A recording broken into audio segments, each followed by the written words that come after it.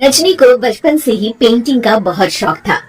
वो हमेशा से ही पेंटर बनना चाहती थी, पर उसके माँ और पिताजी ने उसको कभी भी इस चीज के लिए सपोर्ट नहीं किया और उसकी शादी नीरव से हो गई।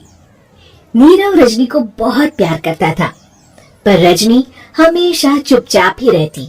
वो इस शादी से खुश नहीं थी। वो ये शादी नहीं करना चाहती थी। उसे तो हमेशा से पेंटर जो बनना था। अपने इस सपने को वो नहीं पूरा कर पाई, इसलिए वो हमेशा उदास रहती थी। रजनी, बहुत ही बढ़िया फिल्म लगी है, कल देखने चले?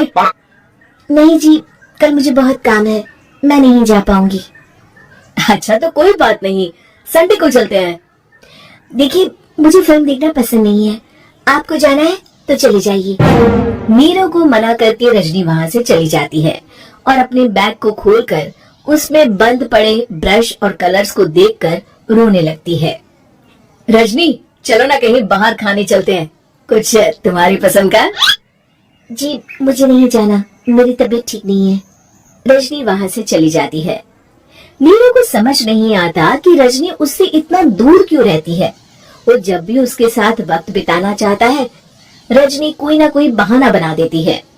एक दिन घर पर कोई नहीं था। रजनी घर का सारा काम जल्दी से खत्म कर लेती है।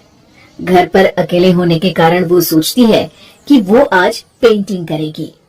वो अपने कमरे में जाकर पेंट ब्रशेस और कलर्स निकालकर जैसे ही कलर मिक्स कर रही होती है कि दरवाजे पर बेल बज जाती है। अब कौन आ गया इस वक्त? इतनी मुश्किल से तो मुझे पेंट करने का मौका मिला है। रजनी दरवाजा खोलती है तो उसकी सास अपनी सहेलियों के साथ खड़ी होती है और सब घर के अंदर आ जाते हैं। अरे बहू, सबको शरबत बनाकर पिला दे, बाहर तो बड़ी गर्मी है। जी। रजनी पेंट ना कर पाने से उदास हो जाती है। उसे गुस्सा भी आ रहा होता है कि उसने इस शादी के लिए हाँ क्यों कह दी। वो रसोई में जा रही होती है कि उसकी सास उसे रोकती है। बहू, सबके खाने का भी इंतजाम कर लेना, आज का लंच तो ये सब यही करेगी। हाँ। रजनी बिना कुछ कहे रसोई में चली जाती है। सबके लिए खाना बनाती है। सब खाना खाते हैं और रजनी घड़ी देखती है कि ये सब कब जाएंगे ताकि वो अपनी पेंटिंग कर सके। जब शाम होती है तब सब चले जाते हैं अपने घर। अरे बहू, सब तेरे खाने की तो बहुत तारीफ कर रहे थे, सबको बहुत अच्छा लगा खाना। आपको मुझे सुबह बताना चाहिए था ना कि आपकी सहेली आ रही है। पता भी है कितना वक्त लगा सारा खाना बनाने में। अरे बहू, तू ऐसे कैसे बात कर रही है मुझसे? तो और कैसे बात करूं? मैं इस घर की कोई नौकरानी नहीं हूँ कि इतना काम करूंगी। रजनी अपने कमरे में जाकर दरवाजा बंद कर लेती है। शाम को जब नीरव आता है तो उसकी माँ उसे पूरी घटना के बारे में बताती है। क्या रजनी ने आपसे इस तरह बात की माँ? हाँ, और पता नहीं उसे क्या हो गया है, शाम से बाहर भी नहीं आई है। मैंने तो कई बार आवाज दी, खाना भी नहीं खाया उसने। तू ही बात करके देख ले बेटा। नीरव अपने कमरे का दरवाजा खटखटाता है। रजनी, दरवाजा खोलो, मैं हूँ। रजनी दरवाजा खोलती है और फिर वापस जाकर अपने बिस्तर पर लेट जाती है।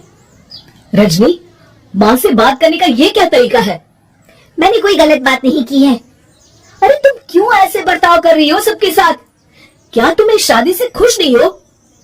रजनी कुछ नहीं बोलती।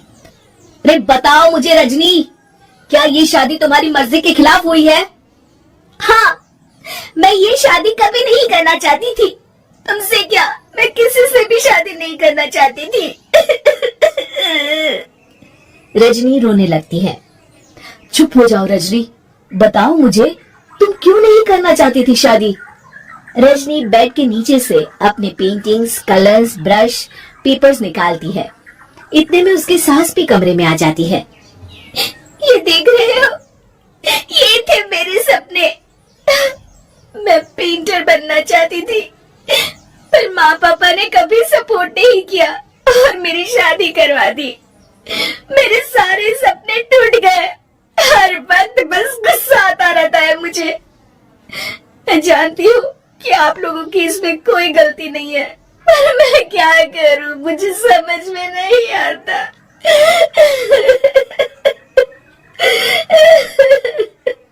रजनी फूट फूट कर रोने लगती है। मुझे माफ कर दीजिए, आप दोनों के साथ मैं बहुत बुरा बर्ताव कर रही हूँ। अरे रजनी बेटा, चुप हो जाओ तुम। नीरव पानी लेकर आता है। ये लो पानी पियो और शांत हो जाओ। रजनी पानी पीती है और उसकी सास पेंटिंग्स देख रही होती है। अरे नीरव, हमें तो पता ही नहीं था कि हमारी बहू कलाकार है। अरे कितनी अच्छी पेंटिंग्स बनाई है, देखो तो। ये वाली तो मैं अपने कमरे में ले जाऊंगी। आपको ये पेंटिंग्स अच्छी लगी? अच्छी नहीं, बहुत अच्छी लगी। और तुमने हमें बताया क्यों नहीं? तुम जब चाहे पेंटिंग कर सकती हो रजनी।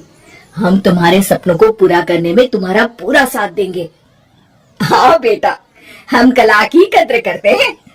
हम कलाकार तो नहीं, पर मुझे गर्व है कि मेरी बहू एक कलाकार है। रजनी, नीरव और सास तीनों